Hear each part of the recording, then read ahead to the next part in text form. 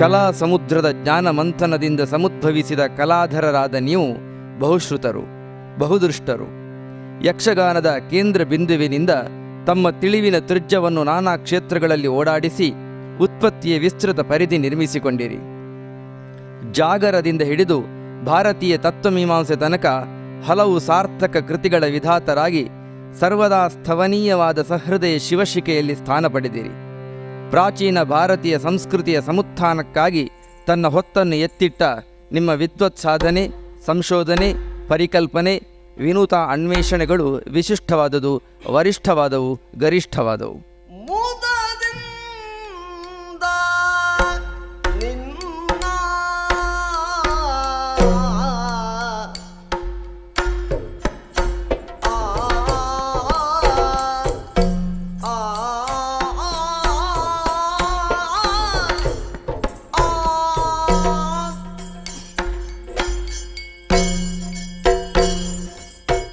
ನನ್ನ ಹೆಸರು ಮತ್ತು ಸ್ವಲ್ಪ ಕೌಟುಂಬಿಕ ಹಿನ್ನೆಲೆ ಬಿಟ್ಟರೆ ನನ್ನ ಹತ್ರ ಏನಿಲ್ಲ.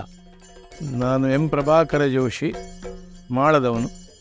46 ಇಸ್ವಿಯ ಸುಮಾರಿಗೆ ಸ್ವಾತಂತ್ರ್ಯ ಪೂರ್ವದ ಸ್ಥಿತಿಯಲ್ಲದು ತುಂಬ ರಿಮೋಟ್ ಆಗಿತ್ತು. ನಮ್ಮ ದೇವಸ್ಥಾನ ಮಾಳ ಪರಶುರಾಮ, ವಿಷ್ಣುಮೂರ್ತಿ ದೇವಸ್ಥಾನ, ನಮ್ಮ ಊರಿನ ಭೂತ ಮತ್ತು ಚಿತ್ಪಾವನ ಸಮಾಜದ ಆಚರಣೆಗಳು 10-11ನೇ ವರ್ಷದವರೆಗೂ ಮಾಳದಲ್ಲಿದೆ. ಅದು ನನ್ನ ಒಂದು ಫಾರ್ಮೇಟಿವ್ ಇಯರ್ಸ್, ನನ್ನನ್ನು ಒಂದು ರೂಪಿಸಿದ ಕಾಲ. ಆ ಕಾಲದ ಯಕ್ಷಗಾನ, ಯಾಕಂದರೆ ಒಂದೊಂದು ಗ್ರಾಮ ಸಭೆ ನಡೀತಿತ್ತು. ಒಂದು ಪಂಚಾಯತ್ ಆವರಣದಲ್ಲಿ ಏನೊಂದು ಕಾರ್ಯಕ್ರಮ ಆದರೂ ಒಂದು ದೊಡ್ಡ ವಿಷಯ ನಮಗೆ. ನನ್ನ ತಂದೆಯವರು ವೈದಿಕ ವಿದ್ವಾಂಸರು, ನಾರಾಯಣ ಜೋಶಿ ಅಂತ. ಅವರು ಮರಾಠಿ ಮತ್ತು ಸಂಸ್ಕೃತದಲ್ಲಿ ಒಳ್ಳೆ ಗಟ್ಟಿ ವಿದ್ವಾಂಸರು, ಕನ್ನಡದಲ್ಲಿಯೂ ಒಳ್ಳೆ ವಾಗ್ಮಿ. ಅವರು ಜೈಮಿನಿ ಭಾರತವನ್ನು ಇಡೀ ಕಂಠಸ್ಥವಾಗಿ ಹೇಳ್ತಾ ಇದ್ರು. ಆ ಕಾಲದಲ್ಲಿ ಜೈಮಿನಿ ಗೊತ್ತಿರುವುದು ಅಂತ ಹೇಳಿದರೆ ಒಂದು ಪಾಂಡಿತ್ಯ ಕನ್ನಡ ವಿದ್ಪತ್ತಿಗೆ. ಅಮ್ಮನಿಗೆ ದಸ್ಕತ್ ಕೂಡ ಇಲ್ಲದ ದೊಡ್ಡ ವಿದ್ಯಾವತಿ ಅವಳು. ಆ ಕಾಲಕ್ಕೆ ಅಪೂರ್ವವಾಗಿದ್ದದ್ದು ನಮ್ಮ ತಂದೆಯವರು, ನಮ್ಮ ಚಿಕ್ಕಪ್ಪ ಲಕ್ಷ್ಮಣಯ್ಯ ಜೋಶಿ ಅವರಿಬ್ಬರು ಪೂನಾದಿಂದ ಕೇಸರಿ ತರಿಸ್ತಿದ್ರು. ಬಾಲಗಂಗಾಧರ ಲೋಕಮಾನ್ಯ ತಿಲಕರ ಕೇಸರಿ ಪತ್ರಿಕೆ. ಅದು ವಾರಕ್ಕೆ 3 ಸಲ ಬರುತ್ತದೆ, ಡೈಲಿ ಎಲ್ಲ ವೀಕ್ಲಿ ಎಲ್ಲ ಅಂಥ ಪತ್ರಿಕೆ ಅದು. ಅದನ್ನು ಓದಿ ಬರುವಾಗ ಈ ವಠಾರದವರು, ಚಿತ್ಪಾವನರ ಊರಿಗೆ ವಾಳ್ಯ ಅಂತ ಹೆಸರು, ವಾಳ್ಯದವರು ಬಂದು ಇದನ್ನು ಕೇಳುವುದಂತೆ. ಅದೇ ಹೊರಗಿನ ಜಗತ್ತು. ಅದರಿಂದ ಕೇಸರಿಯ ಮೂಲಕ ನನಗೆ ಮರಾಠಿಯ, ಅಂದರೆ ಆಧುನಿಕ ಮರಾಠಿಯ ಲಿಖಿತ ಸಾಹಿತ್ಯ ಮರಾಠಿಯ ಪರಿಚಯ ಆಯಿತು. ತಂದೆಯವರು ತುಂಬ ಪುಸ್ತಕ ತರಿಸಿದರು. ಶಿವಾಜಿ ಚರಿತ್ರೆ, ಸಾವರ್ಕರ್ ರೈಟಿಂಗ್ಸು, ಆಮೇಲೆ ಮಹಾರಾಷ್ಟ್ರದ ಸುದ್ದಿಗಳು ಬರ್ತಿತ್ತು, ಅಲ್ಲಿ ಬೇರೆ ಬೇರೆ ಚಳವಳಿಗಳು. ಆಗ ನನಗೆ ಓದಲಿಕ್ಕೆ ಇದ್ದ ಸಾಹಿತ್ಯಗಳು ಒಂದು ನವಭಾರತ, ರಾಷ್ಟ್ರಮತ, ರಾಷ್ಟ್ರಬಂಧು, ಅದರಲ್ಲಿ ಬರ್ತಾ ಇದ್ದದ್ದು ರಾಷ್ಟ್ರ ಕವಿ ಗೋವಿಂದ ಪೈಗಳ ಸುದ್ದಿ, ಒಂದು ಕಾರಂತರ ವಿಷಯ ಲೇಖನ ಅಂತಲ್ಲ, ಅವರ ವಿಷಯ ಬರುವಾಗಲೇ ನಮಗದು ಖುಷಿ ಅದು, ಅವರ ಭಾಷಣದ ಒಂದು ವಾಕ್ಯಗಳು.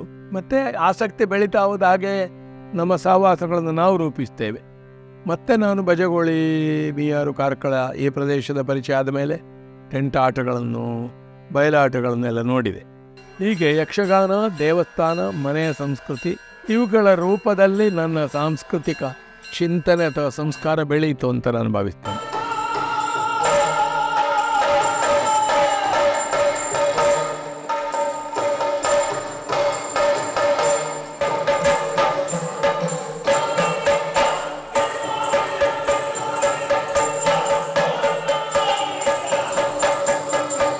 ತಾಳಮದ್ದಳೆ ಅನ್ನೋದು ಪುರಾಣದ ಪ್ರಸಂಗಗಳಿಗೆ ಕೊಡುವಂತಹ ಒಂದು ವ್ಯಾಖ್ಯಾನ. ವಾಸ್ತವಿಕವಾಗಿ ನಾನು ಇದನ್ನು ಒಂದು ಮಿತ್ ಕ್ರಿಟಿಸಮಿನ ಬಹಳ ಮುಖ್ಯವಾದ ಒಂದು ಪ್ರಕಾರ ಅಂತ ಕರೀತೇನೆ.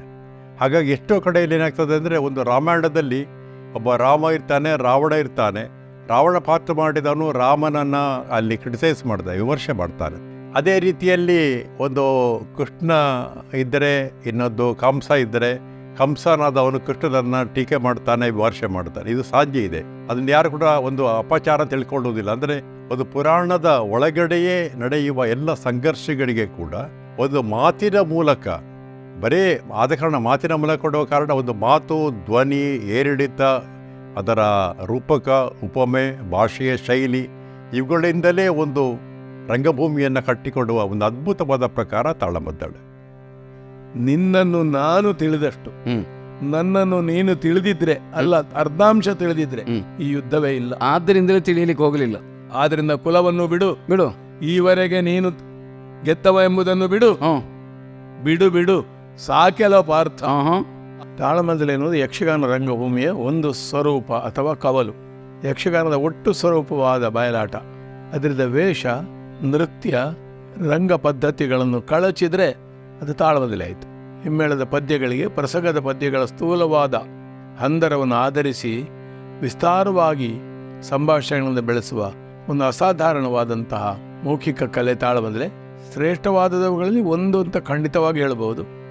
ಪದ್ಯಗಳನ್ನು ಆಧರಿಸಿ ಪುರಾಣದ ಅನುಭವ, ಲೋಕಾನುಭವ, ಬದುಕಿನ ಪರಿಶೀಲನೆ, ಶಾಸ್ತ್ರ, ಸನ್ನಿವೇಶ ಇವುಗಳನ್ನು ನಾಟಕೀಯವಾಗಿ ಮಂಡಿಸ್ತಾ ಹೋಗುವ ಆಶು ನಾಟಕ, ಸ್ವಲ್ಪ ವಿಸ್ತಾರವಾದ ನಾಟಕ. ಇದಕ್ಕೆ ತುಂಬ ಸಾಧ್ಯತೆಗಳಿದೆ. ಖಚಿತವಾಗಿ 500-600 ವರ್ಷಗಳ ಇತಿಹಾಸ ಇದಕ್ಕಿದೆ. ಇದು ಪೂರ್ಣ ಸ್ವರೂಪದ ಯಕ್ಷಗಾನದ ಬಯಲಾಟಕ್ಕಿಂತಲೂ ಮೊದಲು ಇದ್ದಿರಬಹುದು. ಒಂದು ರೀತಿಯಲ್ಲಿ ಪುರಾಣ ಪ್ರವಚನದ ವಿಸ್ತೃತ ರೂಪ ಅಂತಲೂ ಇದನ್ನು ನೋಡ್ಬೋದು. ನಮ್ಮ ಊರಿನಲ್ಲಿ ಅನೇಕ ಅತ್ಯುತ್ತಮ ಕಲಾವಿದರಿದ್ದು. ಹೇಗಿತ್ತು ಅಂದರೆ, ನಮ್ಮ ಊರಿನ ತಾಳಮದ್ದಲೆ ಸಂಘ ಒಂದು ಉತ್ಕೃಷ್ಟ ಮಟ್ಟದ ತಾಳಮದ್ದಲೆಯನ್ನು ನಮ್ಮ 1-2 ಗ್ರಾಮಗಳ, ಮಾಳ ಕೆರವಾಸ ಗ್ರಾಮಗಳ ಮಟ್ಟದ ಕಲಾವಿದರಿಂದ ಕೊಡಬಹುದಿತ್ತು. ಹಾಗೆಯೇ ಚರ್ಚೆಗಳು ಶಾಲೆಗಳಲ್ಲಿ, ಅದು ಮತ್ತೆ ಅಲ್ಲಿ ಆಗಾವುದು ಅದೇ ಒಂದು ಮನೋರಂಜನೆ ಮತ್ತು ಸಾಂಸ್ಕೃತಿಕ ಅಭಿವ್ಯಕ್ತಿ.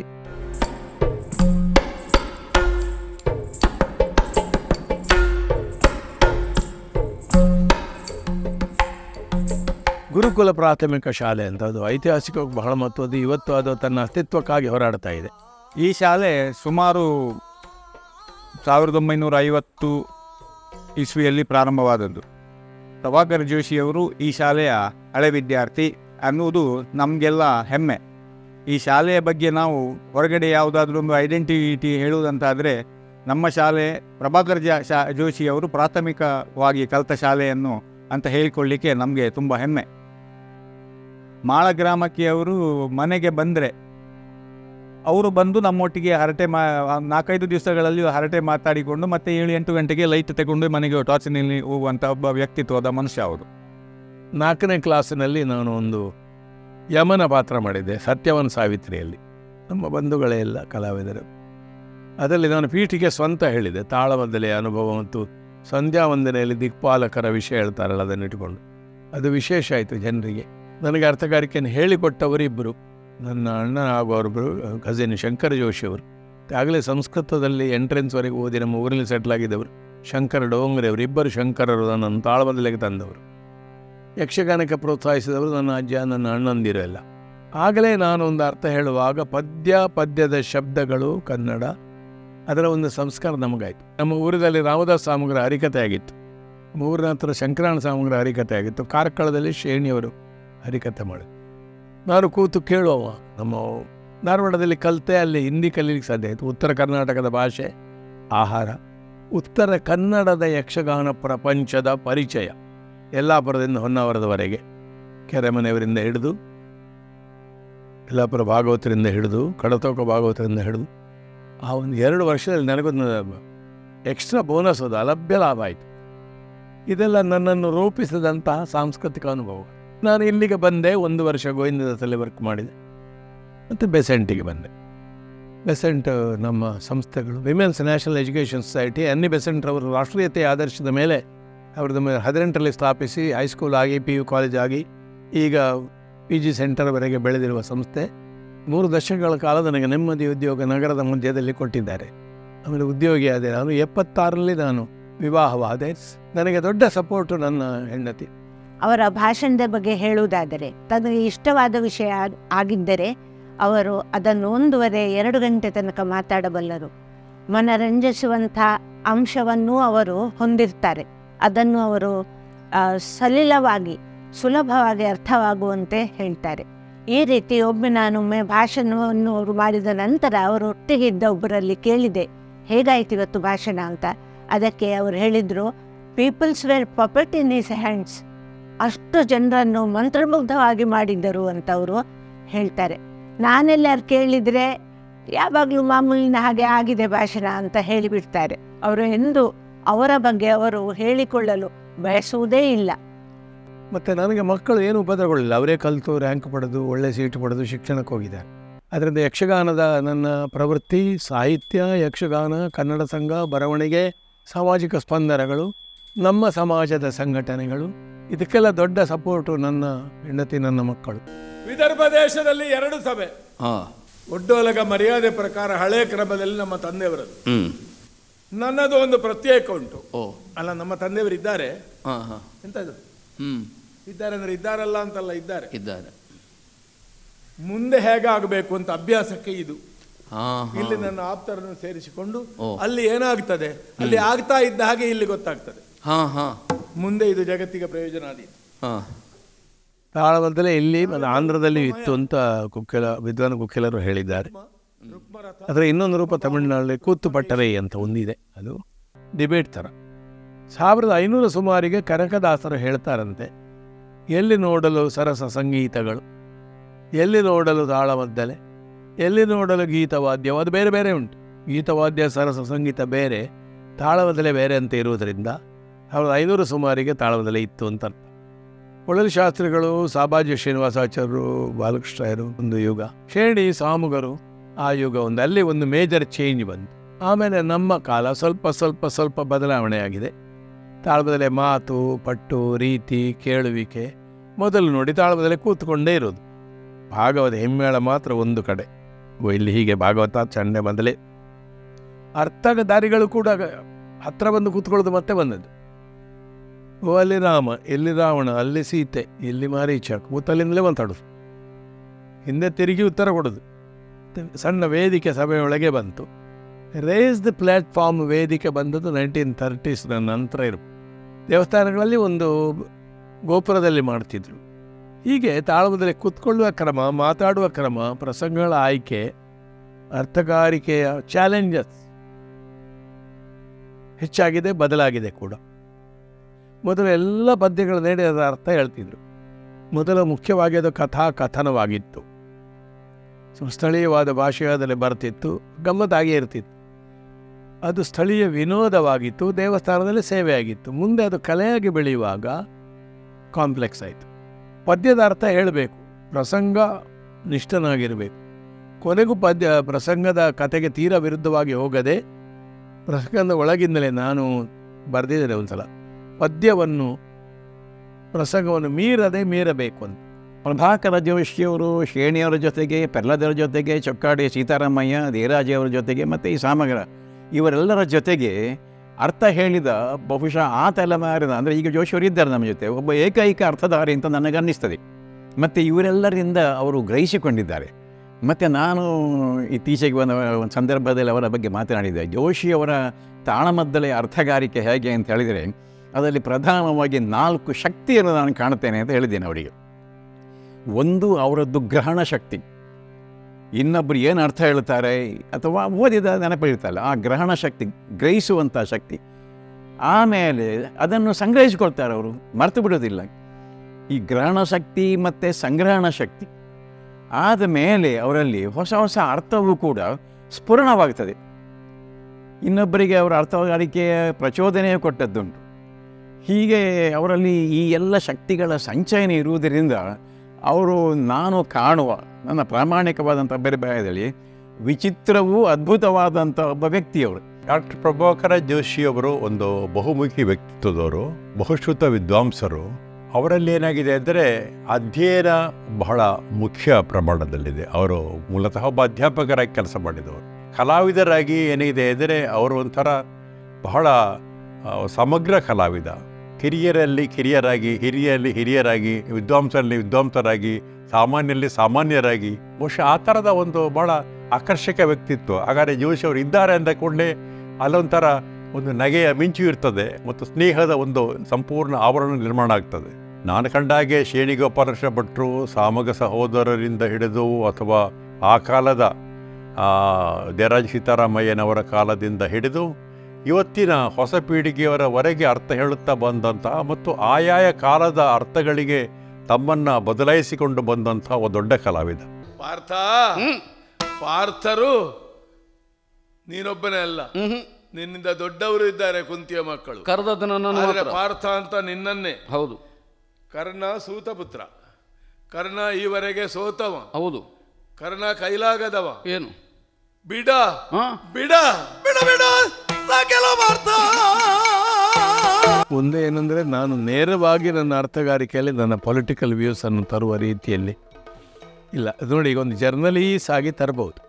ಕಾಮಿನಿ ಪ್ರಕರಣ, ಭ್ರಷ್ಟಾಚಾರ, ಪಕ್ಷಾಂತರ, ಲೋಕಸಭೆ ರಾಜ್ಯಸಭೆ ಹೇಳೋದು, ರಾಜಕೀಯ ಕೊಲೆಯನ್ನು ಧ್ವನಿಸುವುದು, ರಾಜಕೀಯ ವ್ಯಕ್ತಿಗಳ ಹೆಸರನ್ನು ಸಂಘ ಅಂತ ಹೇಳೋದು, ಶಿವಸೇನೆ ಅಂತ ಹೇಳೋದು, ಇದೊಂದು ರೀತಿ. ಅದು ನಿಜವಾಗಿ ಅದರಿಂದ ರಾಜಕೀಯ ಜ್ಞಾನಕ್ಕೂ ಸಾಮಾಜಿಕವಾದ ತಿಳುವಳಿಕೆಗೂ ಪ್ರಯತ್ನ ಇಲ್ಲ. ರಾಜಕೀಯದ ತೀರ ಮುಕ್ತರಾಗಿರಲಿಕ್ಕೂ ಸಾಧ್ಯ ಇಲ್ಲ. ಕೃಷ್ಣ ಸಂಧಾನದ ಕೃಷ್ಣ ಒಂದು ಮುತ್ಸತ್ತಿಯಾಗಿ ಮಾತಾಡಬೇಕು, ಪೊಲಿಟಿಷಿಯನ್ ಆಗಿಲ್ಲ.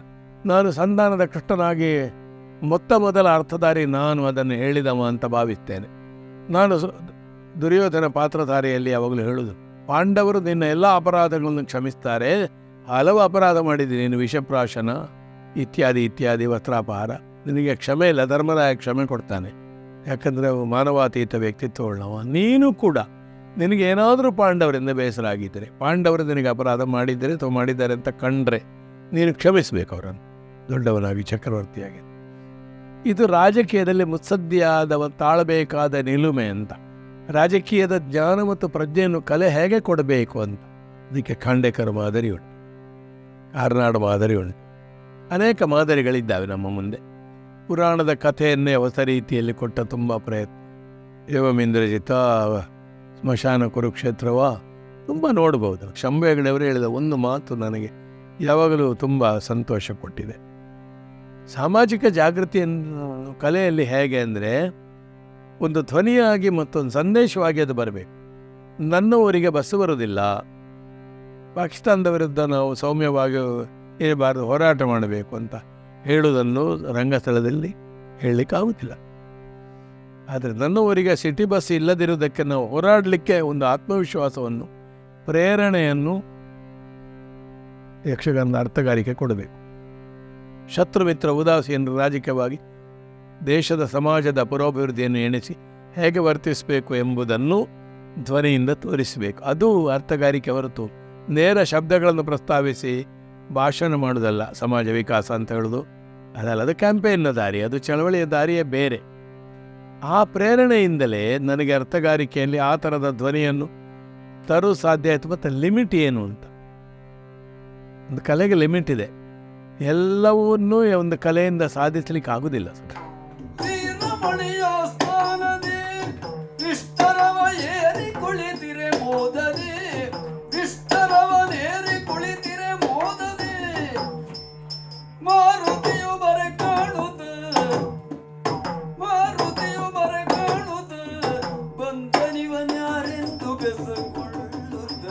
ಅರ್ಥಗಾರಿಕೆಯಲ್ಲಿ ವಿಶೇಷವಾಗಿ ಕಥಾ ನಿರೂಪಣೆಗಿಂತ ಹೆಚ್ಚು ವೈಚಾರಿಕವಾದ ಒಳನೋಟಗಳನ್ನು ಹೇಳುವಲ್ಲಿ ಅವರ ಅರ್ಥಗಾರಿಕೆ ಬಹಳ ಸೊಗಸು.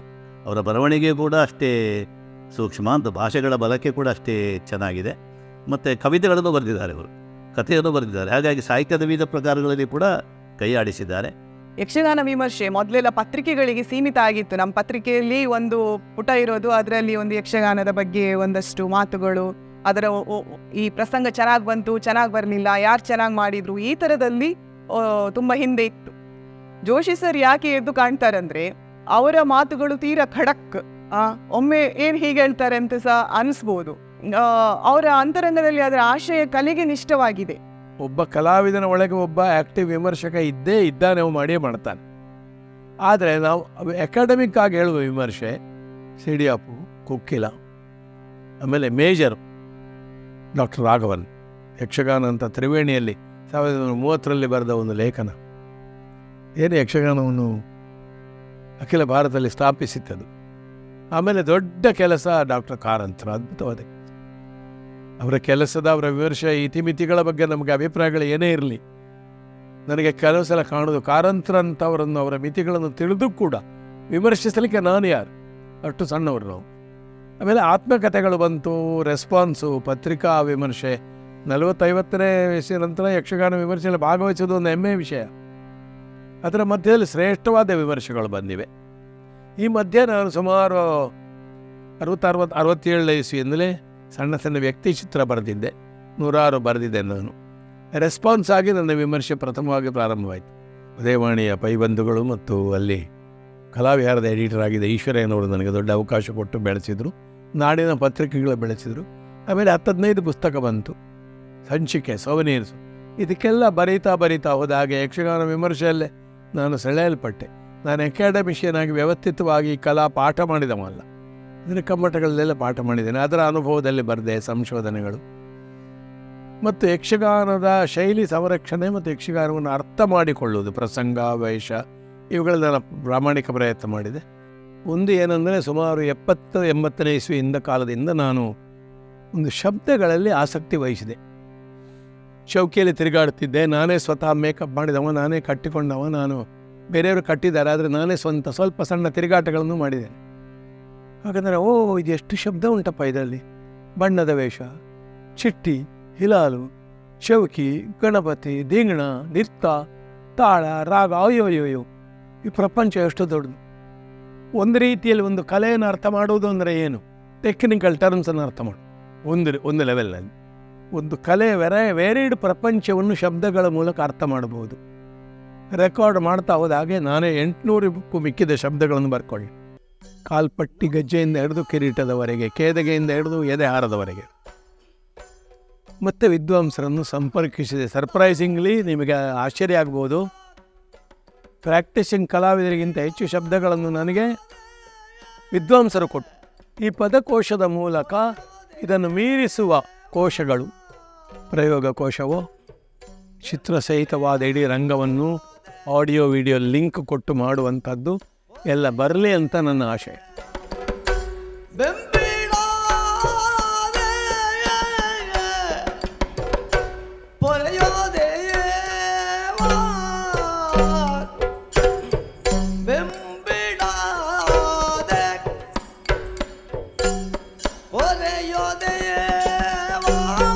ಪ್ರಭಾಕರ್ ಜೋಶಿ ಅವರು ಸುಮಾರೊಂದು ನನಗೆ 20-25 ವರ್ಷಗಳ ಒಂದು ಒಡನಾಟ ಇದೆ. ಮುಖ್ಯವಾಗಿ ಅವ್ರನ್ನ ನಾನು ನೋಡಿದ್ದು ತಾಳಮದ್ದಲೆಯ ಒಂದು ಸಂದರ್ಭದಲ್ಲಿ.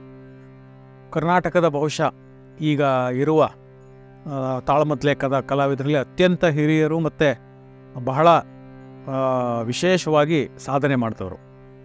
ಎರಡನೇದಾಗಿ ಅವರ ಇನ್ನೊಂದು ಕ್ಷೇತ್ರದ ಸಾಧನೆ, ಅವರು ಫಿಲಾಸಫಿಯ ಬಗ್ಗೆ ಅವರೇ ಬರೆದಿರೋದು. ಅವರು ಭಾರತದ ತತ್ವಶಾಸ್ತ್ರ ಪ್ರವೇಶ ಅನ್ನೋದು ಅವರು ಎಮ್ಮಿ ಹೆಗಡೆಯವ್ರ ಜೊತೆಗೆ ಬರೆದ ಪುಸ್ತಕವನ್ನು, ಮತ್ತು ಕುಮಾರಿ ಲಭಟ್ಟ ಅನ್ನೋ ಪುಸ್ತಕವನ್ನು, ಈ ಥರದ 2-3 ಪುಸ್ತಕಗಳನ್ನು ನಾವು ಅಕ್ಷರ ಪ್ರಕಾಶನದಿಂದ ಪ್ರಕಾಶನ ಮಾಡಿದೆವು.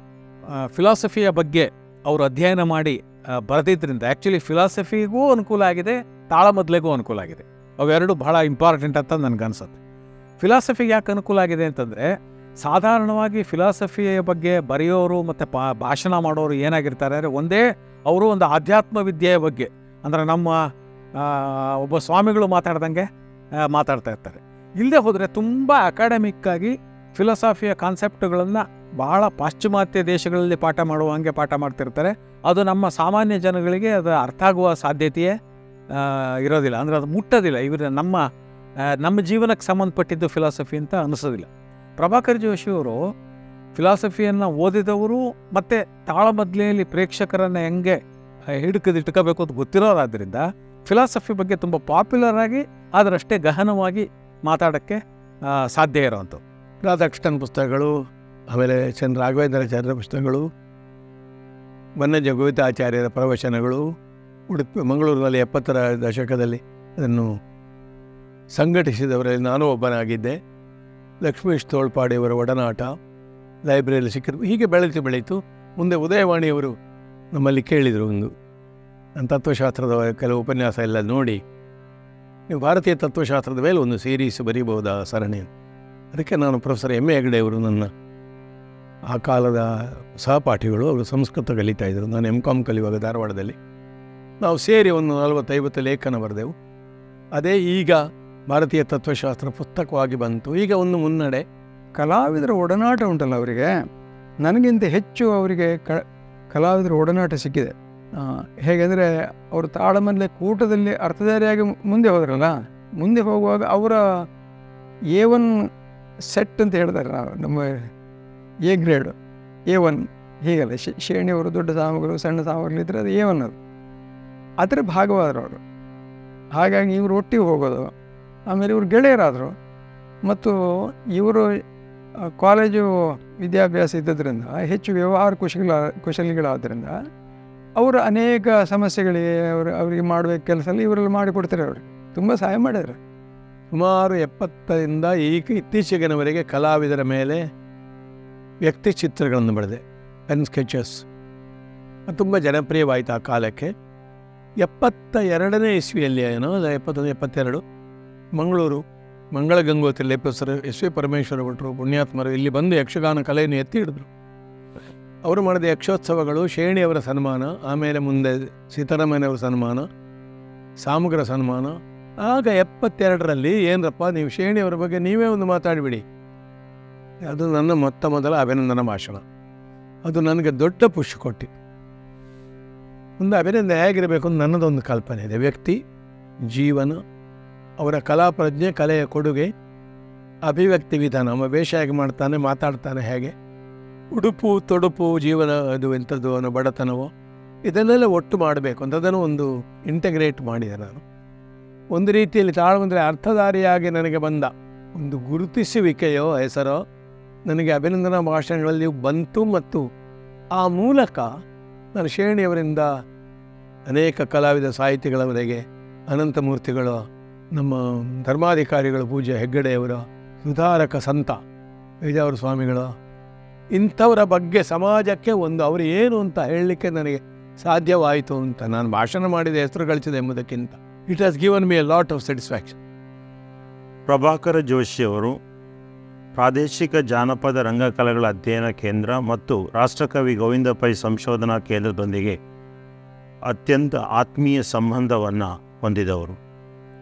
ಅವರು ರಾಷ್ಟ್ರಕವಿ ಗೋವಿಂದ ಪೈ ಸಂಶೋಧನಾ ಕೇಂದ್ರದ ಮೂಲಕ ತಮ್ಮ PhD ಅಧ್ಯಯನವನ್ನು ಮಂಗಳೂರು ವಿಶ್ವವಿದ್ಯಾನಿಲಯದಲ್ಲಿ ಮಾಡಿದವರು. ಈ ಸಂಸ್ಥೆಯಲ್ಲಿ PhD ಮಾರ್ಗದರ್ಶಕರಾಗಿದ್ದ ಡಾಕ್ಟರ್ UP ಉಪಾಧ್ಯಾಯರ ಮಾರ್ಗದರ್ಶನದಲ್ಲಿ ಅವರು PhD ಅಧ್ಯಯನವನ್ನು ಮಾಡಿದರು. ನನ್ನ ಸಬ್ಜೆಕ್ಟ್ ಕೃಷ್ಣ ಸಂಧಾನ ಪ್ರಸಂಗ ಮತ್ತು ಪ್ರಯೋಗ ಯುನಿಕ್. ಯಾಕೆ ಅದು ತಾಳಮದ್ದಲೆ ಪ್ರಸಿದ್ಧ ಪ್ರಸಂಗ ಮಾತ್ರ ಅಲ್ಲ, ಅಲ್ಲಿ ಕೌಟುಂಬಿಕ. ಶತ್ರುಗಳು ಕುಟುಂಬದವರಾದರೆ ಕ್ಷಮೆ ಕೊಡಬೇಕೋ ಬಿಡಬೇಕೋ, ಯುದ್ಧವೋ ರಾಜಿಯೋ, ಕೌರವ ದುಷ್ಟನನ್ನು ಕೊಲ್ಲಬೇಕು, ಒಂದು ನ್ಯಾಯ, ದುಷ್ಟನನ್ನು ಕ್ಷಮಿಸಬೇಕು, ಇಲ್ಲ ಸರ್ಪಗಳನ್ನು ಕ್ಷಮಿಸಬಹುದಾ, ಮತ್ತಷ್ಟು ವಿಷಯ ಇಚ್ಚುವುದಿಲ್ವಾ. Family value and political value. Krishna neutral ಆಗಿ ಕಾಣ್ತಾನೆ ಧರ್ಮರಾಯನ ಹತ್ರ ಮಾತಾಡುವಾಗ, ಅವನು ಒಂದು ಸ್ಟ್ಯಾಂಡ್ ತೆಕ್ಕೊಳ್ಳೋದಿಲ್ಲ. ದುರ್ಯೋಧನಲ್ಲಿ ಹೋಗುವಾಗ ಧರ್ಮರಾಯನ ಸ್ಟ್ಯಾಂಡನ್ನು ಡಿಪೆಂಡ್ ಮಾಡ್ತಾನೆ, ನೋಡಪ್ಪ ಬದುಕಿಕೋ, ನಿನ್ನನ್ನು ಕ್ಷಮಿಸಿದ್ದಾನೆ. ಈ ರೀತಿಯ ಆಧುನಿಕ ರಾಜಕೀಯ ಡಿಸ್ಕೋರ್ಸಿಗೂ ಸಮ್ಮತವಾಗುವ, ಸಮಾಜದಲ್ಲಿ ಒಪ್ಪಿಗೆ ಇರುವ, ಬಹುಕಾಲ ಪ್ರಯೋಗದಲ್ಲಿರುವ ಪ್ರಸಂಗವನ್ನು ನಾನು ತೆಕ್ಕೊಂಡೆ. ನಾನು ಅದರಲ್ಲಿ ಎಲ್ಲ ಅರ್ಥಗಳನ್ನು ಹೇಳಿದವು. 50 ದಾಟ್ತಾ ಇದ್ದ ಹಾಗೆ ಮಾಡಿದ ಒಂದು ಆಸಕ್ತಿ ಅದು. 1999ರಲ್ಲಿ ಆರಾಸ್ಯ ಮೂಲಕ ಅವರ PhD ಮಹಾಪ್ರಬಂಧ ಪರಿಷ್ಕೃತ ರೂಪದಲ್ಲಿ ಕೃಷ್ಣ ಸಂಧಾನ ಸಹ ಪ್ರಕಟ ಆಯಿತು. ಇದಲ್ಲದೆ ಮುಡಿ ಎನ್ನುವಂಥ ಒಂದು ಅವರ ಕೃತಿಯೂ ಸಹ ಆರಾಸ್ಯ ನೇತೃತ್ವದಲ್ಲಿ ಪ್ರಕಟ ಆಗಿದೆ. 1994ರಲ್ಲಿ ಅವರ ಯಕ್ಷಗಾನ ಪದಕೋಶ ಕೃತಿ ಆರಾಸ್ಯ ಮೂಲಕ ಪ್ರಕಟ ಆಯಿತು. ರಾಮಕೃಷ್ಣರು ಮನೆಗೆ ಬಂದರು,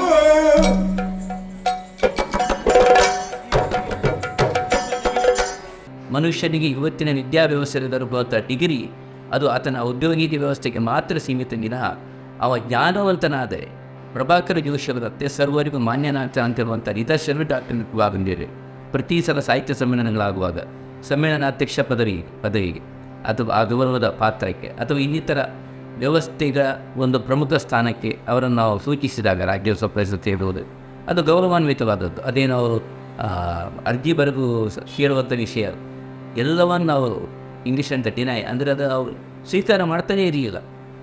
ಒಂದು ದಿನ ನಾನು ಅವರಿಗೆ ಸ್ವಲ್ಪ ಖಡಕ್ಕಾಗಿ ನಿಮ್ಮದು ಇಂಥ ವ್ಯವಹಾರಗಳಿದ್ದರೆ ನಿಮ್ಮ ಜೊತೆಗೆ ಸಂಪರ್ಕವನ್ನು ನಾನು ಮಾಡೋದಿಲ್ಲ, ನೀವು ಜಿಲ್ಲಾ ಸಾಹಿತ್ಯ ಸಮ್ಮೇಳನಾಧ್ಯಕ್ಷರನ್ನು ನೀವು ವಹಿಸ್ತೇಬೇಕು. ಒಂದಕ್ಕೊಂದು ನೀವು ರಾಜ್ಯದ ಕನ್ನಡ ಸಾಹಿತ್ಯ ಪರಿಷತ್ ಅಖಿಲ ಭಾರತ ಸಾಹಿತ್ಯ ಸಮ್ಮೇಳನ ಅಧ್ಯಕ್ಷರಾಗಬೇಕು, ಇದು ನಮ್ಮ ಆಶಯ. ನೀವು ಈ ಸಲ ಒಪ್ಪೋದಿದ್ದರೆ ಇರುವುದಕ್ಕೆ ನಿಮ್ಮ ಯಾವ ವ್ಯವಹಾರದ ವ್ಯವಸ್ಥೆ ಇಲ್ಲ, ಹೊಟ್ಟೆ ಕುಳಿತುಕೊಂಡು ಚಹಾ ಕುಡಿಯುವ ಅಂತ ಗರಂ ಆಗಿ ಹೇಳಿದಾಗ ಆ ದಿವಸ ಒಪ್ಪಿಕೊಳ್ಳಿ, ಅದು ನನಗೆ ಮರ್ಯಾದ ಘಟನೆ, ಇದೇ ಸ್ಥಳದಲ್ಲಿ ಕುಳಿತುಕೊಳ್ಳಿ. ಒಂದು ರೀತಿಯಲ್ಲಿ ನೋಡಿದರೆ ಈ ಒಂದು ಇದೇ ಮಾಳದಲ್ಲಿ ಮೂಲೆಯಲ್ಲಿ ಹುಟ್ಟಿದ ನಾನು ಈ ತೋಟದಲ್ಲಿ ಅಡಿಕೆ ಎಕ್ಕಿದ್ದೇನೆ ನೋಡಿ, ಇಲ್ಲಿ ನೀರು ಬಿಡಿಸಿದ್ದೇನೆ, ಇಲ್ಲಿ ತಂದೆಯವರ ಬೈಗಳು ಕೇಳಿಕೊಂಡು ಶಾಲೆಗೆ ಹೋಗಿ ಬಂದು ದನ ಕಾದು ಮಾಳದಲ್ಲಿ ಅಡಿಕೆ ಎಕ್ಕಿ ಇಲ್ಲೇ ದೇವರ ಪೂಜೆ ಮಾಡಿದ ನಾನು ಯೂನಿವರ್ಸಿಟಿ ಆಫ್ ಕ್ಯಾಲಿಫೋರ್ನಿಯಾ ಬರ್ಕ್ಲಿಯಲ್ಲಿ ಯಕ್ಷಗಾನದ ಡೆಮಾನ್ಸ್ಟ್ರೇಷನ್ ಕೊಡುವಾಗ ನನಗೊಂದು ಧನ್ಯತೆ ಬಂತು. ನಾನು ಎಂದೂ ಎಣಿಸಲಿಲ್ಲ. ಅಕಾಡೆಮಿಕ್ ರಿಕಾಗ್ನಿಷನ್ ನನಗೆ ಬಂದಿದೆ. ದುಬೈಗೆ ತಂಡವನ್ನು ಕಟ್ಟಿಕೊಂಡು ಹೋಗಿದ್ದೇನೆ, ಬಾಂಬೆ, ಮದ್ರಾಸು. ಕ್ಯಾಸೆಟ್ಗಳು ಪ್ರಥಮ CD ಮಾಡಿದೆ. ಕಲಾವಿದರನ್ನು ಎಕ್ಸ್ಪೋಸ್ ಮಾಡಲಿಕ್ಕೆ ನನಗೆ ಸಾಧ್ಯ ಆಯಿತು. ಅಮೆರಿಕದಲ್ಲಿ ಮೊದಲ ತಾಳಮದ್ದಲೆ ಸರಣಿ ಅಲ್ಲಿಯವರ ಕಲಾವಿದರನ್ನು ಉಪಯೋಗಿಸಿಕೊಂಡು ನನ್ನ ಮೇಲೆ 4 ಸಣ್ಣ ಪುಸ್ತಕಗಳು ಬಂದಿದೆ. ಒಂದು ಇದ್ದದ್ದು ನನ್ನ ಮುನ್ನುಡಿಗಳ ಸಂಗ್ರಹ ಮಾಡಿದರು 4 ಕಾರಂತರು. ವಾಗರ್ಥ ಗೌರವ ಅಂತ ಮೈಸೂರಿನಲ್ಲಿ 2 ದಿವಸ ಸೆಮಿನಾರು ವಿದ್ವಾನ್ ಗಾನ ಭಟ್ರು ಭಾಳ ಪ್ರೀತಿ ತೋರಿಸಿದರು. ಪಟ್ಲ ಫೌಂಡೇಶನ್ನ ಪ್ರಶಸ್ತಿ ನನಗೆ ಕೊಡುವಾಗ ಪಟ್ಲ ಸತೀಶ್ ಶೆಟ್ಟರು, ನವನೀಶ್ ಶೆಟ್ಟರು ಎಲ್ಲ ಸೇರಿಸಿ ಒಂದು ಬುಕ್ಲೆಟ್ ಅಂದರು, ಯಕ್ಷ ಪ್ರಭಾಕರ. ಆದರೆ ಗುರುತಿಸುವಿಕೆ ಎಂಬುದು ಕೆಲಸದ ದಾರಿಯ ಆದರ್ಶವನ್ನು ಹಿಡ್ಕೊಂಡು ಬೇರೆಯವರು ಮಾಡಿದರೆ, ಈಗ ನನ್ನ ಕೃಷ್ಣ ಸಂಧಾನದ ಥರದ್ದೇ ಒಂದು ಕನ್ನಡ ಪರ್ವವೋ ಗದಾಪರ್ವ ಹಿಡ್ಕೊಂಡು ಒಬ್ಬ PhD ಮಾಡಿದರೆ, ನಾನು ಮೇಳಗಳ ಬಗ್ಗೆ ಕೊಟ್ಟ ಸಜೆಷನನ್ನು ಯಾವುದಾದ್ರೂ ಮೇಳ ಆಚರಿಸಿದರೆ, ನನ್ನ ಪದಕೋಶದಲ್ಲಿ ಹೇಳಿದ್ದನ್ನು ಇಟ್ಟುಕೊಂಡು ಯಾರಾದರೂ ಕೆಲಸ ಮಾಡಿದರೆ, that will be great work. ಅದು ನನಗೆ ರಿಕಾಗ್ನಿಷನ್ ಅಂತ ನಾನು ಭಾವಿಸ್ತೇನೆ. ಅದೇ ಬರಬೇಕಾದ್ದು. ಯಲ್ಲಾಪುರದಿಂದ ಹೊಸದುರ್ಗದವರೆಗೆ, ಮಂಗಳೂರಿಂದ ಬ್ಯಾಂಗ್ಳೂರು, ದಿಲ್ಲಿ, ಅಮೇರಿಕದವರೆಗೆ ಬೆಳಗಾರ ನಾನೆದ್ದು ಯಾರ್ಯಾರ ನೆನೆಯಲಿ. ಊರಿನ ನನ್ನ ಸ್ನೇಹಿತರು ಈಗಲೂ ಹೆಮ್ಮೆ ಪಡ್ತಾರೆ, ನಮ್ಮ ಊರಿನವ, ಅವರಿಗೆ ನನ್ನಿಂದ ಪ್ರಯೋಜನ ಇಲ್ಲ. ನನ್ನ ಊರಿನ ಸಂಸ್ಕಾರ ಉಂಟಲ್ಲ, ಗುರುಕುಲ, ಪರಶುರಾಮ ದೇವರು, ಚಿತ್ಮಾನ ಸಮಾಜ, ಈ ವಠಾರ, ಅಡಿಕೆ ತೋಟ ಕೊಟ್ಟ ಸಂಸ್ಕಾರದಿಂದಲೇ ನಾನು ಬೆಳೆದ. 3-4 ತಲೆಮಾರಿನ ಸಹ ಕಲಾವಿದರು ಮಾಳದಲ್ಲಿದ್ದರು ಅನೇಕರು. ಅಲ್ಲಿಂದ ತೊಡಗಿ ಈಗಿನ ತಲೆಮಾರಿನ, ಮುಂದಿನ ನನ್ನ ತಲೆಮಾರಿನ ಅರ್ಥಧಾರಿಗಳವರೆಗೆ 4 generations have always liked me, supported me. ಸಂಸ್ಥೆಗಳು, ಮಠಾಧೀಶರು, ಪತ್ರಿಕೆಗಳು, ಉದಯವಾಣಿಯಿಂದ ಹಿಡಿದು ನಾಟಿನ ಎಲ್ಲ ಪತ್ರಿಕೆ ನನ್ನ ಬರಹಕ್ಕೆ ತುಂಬ ಸಪೋರ್ಟ್ ಮಾಡಿದೆ. ಧಾರ್ಮಿಕ ಕ್ಷೇತ್ರಗಳು, ಉಡುಪಿ, ಧರ್ಮಸ್ಥಳ, ಕಟೀಲು, ಸೋ ಮೆನಿ ತಾಳಮದ್ದಲೆ ವೇದಿಕೆಗಳು, ಮೇಳಗಳು. ಯಾವುದೇ ಮೇಳದ ವೇದಿಕೆಯಲ್ಲಿ ನನಗೆ ಮುಕ್ತ ಪ್ರವೇಶ. 6-2 ನಾನು ಎಷ್ಟೋ ಸಲ ಮೇಳಗಳನ್ನು ಕ್ರಿಟಿಸೈಸ್ ಮಾಡಿದವನಾದರೂ ಕೂಡ ನನಗೆ ಫ್ರೀಡಮ್ ಫಾರ್ ಆಸ್ಕಿಂಗ್. ಇದೆಲ್ಲ ಅಂದರೆ ಒಂದು ಸಮುದಾಯದ ಪ್ರಾಡಕ್ಟ್. ಆದ್ದರಿಂದ ನನಗೆ ಬಂದ ಪ್ರಶಸ್ತಿ, ರಿಕಾಗ್ನಿಷನು ಇಡೀ ಒಂದು ಯಕ್ಷಗಾನ ಸಾಹಿತ್ಯ ಸಮುದಾಯಕ್ಕೆ ಸಿಕ್ಕಿತ್ತು.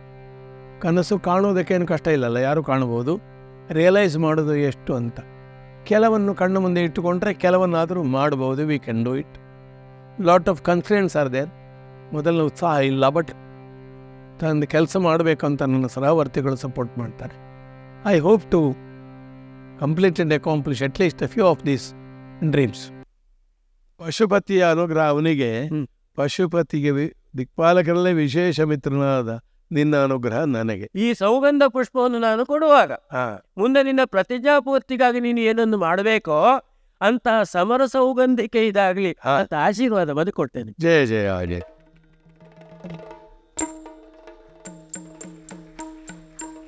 ಕರೆದೊಳು ಪರಶುಪಾಶಾಂಕುಶಾಧರನಿಗೆ ಹರುಷದಿ ಭಕ್ತರ ಪೊರೆವಗೆ, ಹರುಷದಿ ಭಕ್ತರ ಪೊರೆವಗೆ. ಉರಗಭೂಷಣನ ಸುಕುಮಾರ ಗಜವದನನ ಚರಣ ಕಮಲಕ್ಕೆ ಆರತಿ ಎತ್ತಿರೆ, ಆರತಿ ಬೆಳಗಿರೆ, ಆರತಿ ಎತ್ತಿರೆ. ಗಜಮುಖದ ಮಗೆ ಗಣಪಗೆ